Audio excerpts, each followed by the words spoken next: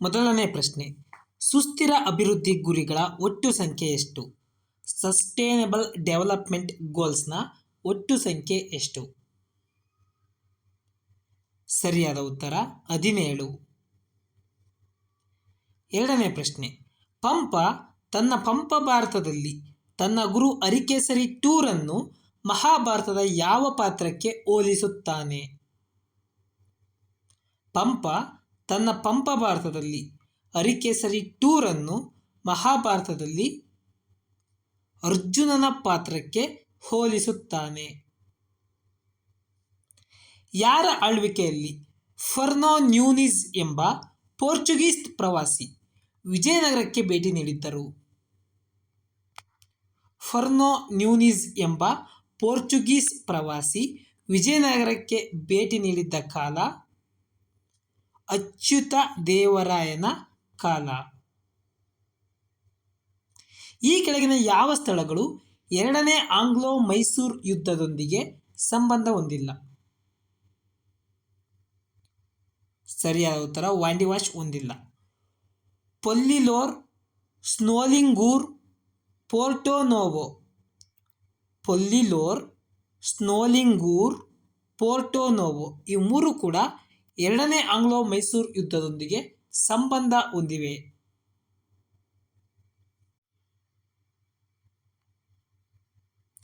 ಐದನೇ ಪ್ರಶ್ನೆ, ಎತ್ತುರ್ನಗರಂ ವನ್ಯಜೀವಿ ಅಭಯಾರಣ್ಯವು ಯಾವ ರಾಜ್ಯದಲ್ಲಿದೆ? ಎತ್ತುರ್ನಗರಂ ತೆಲಂಗಾಣ ರಾಜ್ಯದಲ್ಲಿದೆ. ಆರ್ಕಿಯೋಪ್ಟೆರಿಕ್ಸ್ ಯಾವುದಕ್ಕೆ ಸಂಬಂಧಿಸಿದೆ?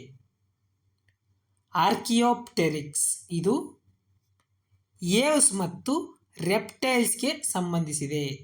Aves and reptiles. Yashodhara Charite ಎಂಬ ಪುಸ್ತಕವನ್ನು ಬರೆದವರು ಯಾರು?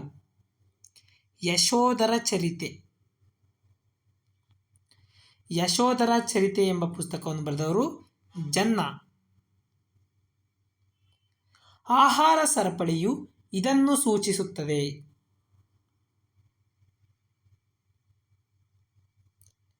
ಸರಿಯಾದ ಉತ್ತರ ಆಪ್ಷನ್ ಎ, ಬಯೋಮಾಸ್ ವರ್ಗಾವಣೆಯೊಂದಿಗೆ ಸಂಯೋಜಿತವಾಗಿರುವ ರೇಖಾತ್ಮಕ ಶಕ್ತಿ ವರ್ಗಾವಣೆ ಪ್ರಕ್ರಿಯೆ. ಇಂಗ್ಲಿಷಲ್ಲಿ a linear energy transfer process associated with biomass transfer. 9ನೇ ಪ್ರಶ್ನೆ, ಒಂದು ಪ್ರದೇಶದ ವಂಶವಾಹಿಗಳು, ಜಾತಿಗಳು ಮತ್ತು ಪರಿಸರ ವ್ಯವಸ್ಥೆಗಳ ಸಂಪೂರ್ಣತೆಯನ್ನು ಒಟ್ಟಾರೆಯಾಗಿ ಏನೆಂದು ಕರೆಯಲಾಗುತ್ತದೆ? ಒಟ್ಟಾರೆಯಾಗಿ ಜೈವಿಕ ವೈವಿಧ್ಯತೆ, ಬಯೋಡೈವರ್ಸಿಟಿ ಎಂದು ಕರೆಯಲಾಗುತ್ತದೆ. ಯಲಹಂಕ ನಾಡಪ್ರಭು ಎಂದು ಯಾರನ್ನು ಕರೆಯಲಾಗುತ್ತದೆ? ಇವರು 4 ಜನನು ಕೂಡ ಕೆಂಪನಂಜೇಗೌಡ, ರಣಬೈರೇಗೌಡ, ಕೆಂಪೇಗೌಡ 2, ಕೆಂಪೇಗೌಡ 1 ಇವರು 4 ಜನನು ಕೂಡ ಯಲಹಂಕ ನಾಡಪ್ರಭು ಅಂತ ಕರೆಯಲಾಗುತ್ತದೆ. 11ನೇ ಪ್ರಶ್ನೆ, ಚರಕ ಸಂಘವು ಬೆಂಗಳೂರಿನಲ್ಲಿ ಯಾರಿಂದ ಸ್ಥಾಪಿಸಲಾಯಿತು? ಚರಕ ಸಂಘವನ್ನು ಬೆಂಗಳೂರಿನಲ್ಲಿ ಗಂಗಾಧರ ರಾವ್ ದೇಶಪಾಂಡೆ ಅವರಿಂದ ಸ್ಥಾಪಿಸಲಾಯಿತು. ಯಾರನ್ನು ವಿಶ್ವ ಬ್ಯಾಂಕಿನ 14ನೇ ಅಧ್ಯಕ್ಷರನ್ನಾಗಿ ಆಯ್ಕೆ ಮಾಡಲಾಗಿದೆ?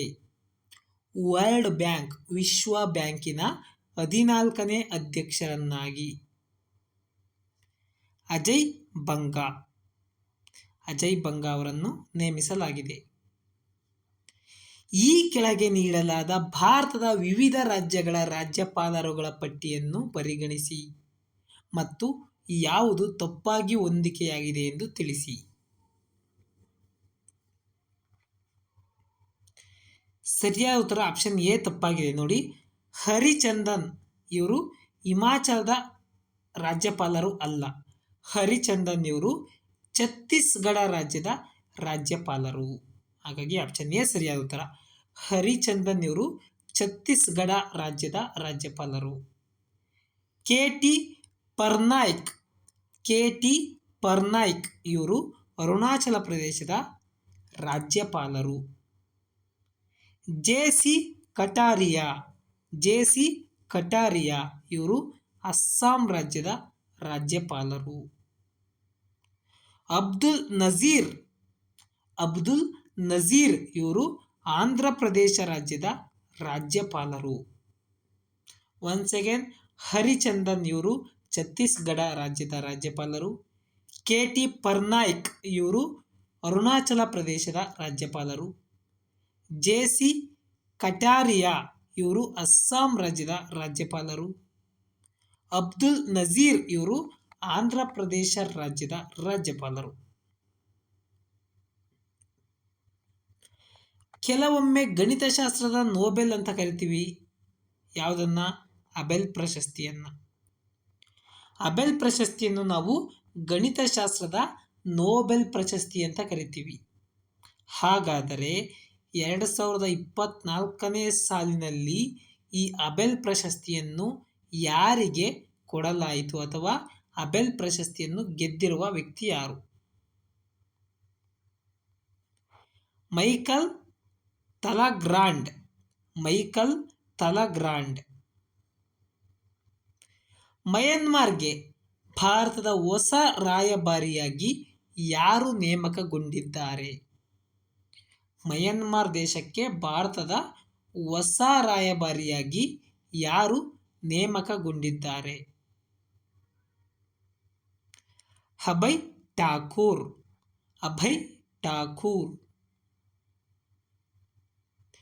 ಬಹಮನಿ ಸಾಮ್ರಾಜ್ಯವನ್ನು ಯಾವ ವರ್ಷದಲ್ಲಿ ಸ್ಥಾಪಿಸಲಾಯಿತು? ಬಹಮನಿ ಸಾಮ್ರಾಜ್ಯವನ್ನು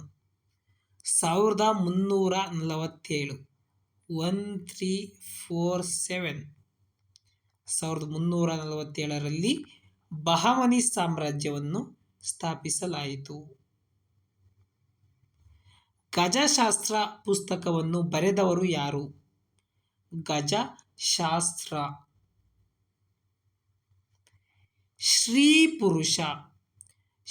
ಪುರುಷ ಗಜಶಾಸ್ತ್ರ ಪುಸ್ತಕವನ್ನು ಬರೆದವರು.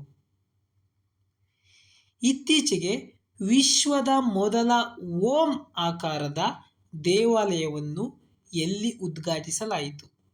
ವಿಶ್ವದ ಮೊದಲ ಓಂ ಆಕಾರದ ದೇವಾಲಯವನ್ನು ಎಲ್ಲಿ ಉದ್ಘಾಟಿಸಲಾಯಿತು? ಸರಿಯಾದ ಉತ್ತರ ರಾಜಸ್ಥಾನ. ಟ್ಯಾಂಟಲಮ್ ಎಂಬ ಅಪರೂಪದ ಲೋಹ. ಟ್ಯಾಂಟಲಮ್ ಎಂಬುದು ಒಂದು ಅಪರೂಪದ ಲೋಹ. ಇದನ್ನು ಇತ್ತೀಚೆಗೆ ಯಾವ ನದಿಯಲ್ಲಿ ಕಂಡುಹಿಡಿಯಲಾಗಿದೆ? ಟ್ಯಾಂಟಲಮ್ ಸಟ್ಲೇಜ್ ನದಿಯಲ್ಲಿ ಕಂಡುಹಿಡಿಯಲಾಗಿದೆ. ಇತ್ತೀಚೆಗೆ ಸುದ್ದಿಯಲ್ಲಿ ಕಂಡುಬಂದಂತಹ ಸಿಕಾಡಾಸ್ ಎಂದರೇನು? ಸಿಕಾಡಾಸ್ ಇದು ಧ್ವನಿ ಉತ್ಪಾದಿಸುವ ಕೀಟಗಳನ್ನು ಸಿಕಾಡಾಸ್ ಅಂತ ಕರಿತೀವಿ. ಶಬ್ದವನ್ನು ಉತ್ಪಾದಿಸುವ ಕೀಟಗಳು. ಸಿಕಾಡಾಸ್ ಅಂದರೆ ಶಬ್ದವನ್ನು ಉತ್ಪಾದಿಸುವ ಕೀಟಗಳು. ಇತ್ತೀಚೆಗೆ ಯಾವ ಸಂಸ್ಥೆಯು ಕೊರೋನಾ ವೈರಸ್ಗಳಿಗಾಗಿ ಕೋವಿನೆಟ್ ಎಂಬ ಹೊಸ ನೆಟ್ವರ್ಕ್ ಅನ್ನು ಪ್ರಾರಂಭಿಸಿದೆ? ಯಾವ ಸಂಸ್ಥೆಯು ಕೋವಿನೆಟ್ ಎಂಬ ಹೊಸ ನೆಟ್ವರ್ಕ್ ಅನ್ನು ಪ್ರಾರಂಭಿಸಿದೆ? WTO. ಇತ್ತೀಚೆಗೆ ಯಾವ ಬಾಹ್ಯಾಕಾಶ ಕಂಪನಿಯು ಇಸ್ರೋದ ಪ್ರೊಪಲ್ಷನ್ ಟೆಸ್ಟ್ ಬೆಡ್ನಲ್ಲಿ ಕಲಾಂ 250 ಯಶಸ್ವಿಯಾಗಿ ಪರೀಕ್ಷಿಸಿದೆ? ಇಸ್ರೋದ ಪ್ರೊಪಲ್ಷನ್ ಟೆಸ್ಟ್ ಬೆಡ್ನಲ್ಲಿ ಕಲಾಂ 250 ಯಶಸ್ವಿಯಾಗಿ ಪರೀಕ್ಷಿಸಲಾಯಿತು. ಅದು ಯಾವ ಬಾಹ್ಯಾಕಾಶ ಕಂಪನಿಯಿಂದ? ಸ್ಕೈರೂಟ್ ಏರೋಸ್ಪೇಸ್. ದಚಿಗಮ್ ರಾಷ್ಟ್ರೀಯ ಉದ್ಯಾನವನವು ಯಾವ ರಾಜ್ಯ ಅಥವಾ ಕೇಂದ್ರಾಡಳಿತ ಪ್ರದೇಶದಲ್ಲಿದೆ? ದಚಿಗಮ್ ರಾಷ್ಟ್ರೀಯ ಉದ್ಯಾನವನ ಜಮ್ಮು ಮತ್ತು ಕಾಶ್ಮೀರದಲ್ಲಿದೆ.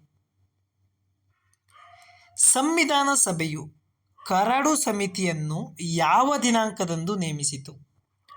ಕರಡು ಸಮಿತಿಯನ್ನು ನೇಮಿಸಿದ ದಿನಾಂಕ ಆಗಸ್ಟ್ 29, 1947ರಂದು ಸಂವಿಧಾನ ಸಭೆ ಕರಡು ಸಮಿತಿಯನ್ನು ನೇಮಿಸಿತು. ಆಗಸ್ಟ್ 29, 1947. ಏಡಿಸ್ ಈಜಿಪ್ಟಿಯು ಯಾವುದರ ವಾಹಕ ಅಥವಾ ವೆಕ್ಟರ್? ಏಡಿಸ್ ಈಜಿಪ್ಟಿಯು ಯಾವುದರ ವೆಕ್ಟರ್? ಆಪ್ಷನ್ ಬಿ ಡೆಂಗ್ಯೂ ಮತ್ತು ಹಳದಿ ಜ್ವರ. ಡೆಂಗ್ಯೂ ಮತ್ತು ಹಳದಿ ಜ್ವರ ಇವೆರಡರ ವೆಕ್ಟರ್ ಯಾರು? ಏಡಿಸ್ ಈಜಿಪ್ಟಿ. INA ಟ್ರಯಲ್ಸ್ ಎಲ್ಲಿ ನಡೆದವು? Supreme court Delhi, high court Delhi, royal court London, ಕೆಂಪು ಕೋಟೆ ದೆಹಲಿ. INA ಟ್ರಯಲ್ಸ್ ಇವು ಎಲ್ಲಿ ನಡೆದವು ಅಂತ ಕಮೆಂಟ್ ಬಾಕ್ಸ್ನಲ್ಲಿ ತಿಳಿಸಿರಿ. ನಾನು ನೆಕ್ಸ್ಟ್ ವಿಡಿಯೋದಲ್ಲಿ ಇದಕ್ಕೆ ಸರಿಯಾದ ಉತ್ತರವನ್ನು ತಿಳಿಸುತ್ತೇನೆ. ಹಾಗೂ ಈ ವಿಡಿಯೋ ಇಷ್ಟ ಆಗಿದ್ದಲ್ಲಿ ದಯವಿಟ್ಟು ಒಂದು ಲೈಕ್ ಮಾಡಿರಿ. ಧನ್ಯವಾದಗಳು.